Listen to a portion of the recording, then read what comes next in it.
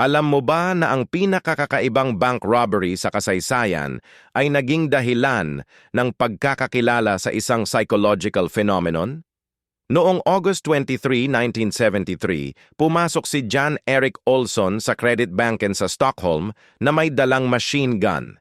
Humingi siya ng pera at ang paglaya ng kanyang kaibigan na si Clark Olofsson mula sa kulungan.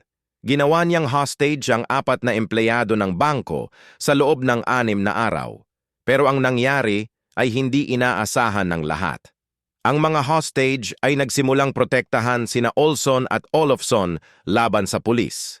Si Christine Enmark, isa sa mga hostage, ay tumawag pa sa Prime Minister para magreklamo tungkol sa mga taktikal ng pulis, hindi tungkol sa mga kidnapper niya.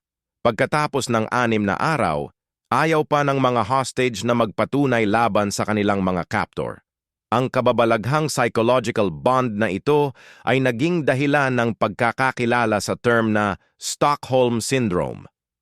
Binago nito ang criminal psychology magpakailanman.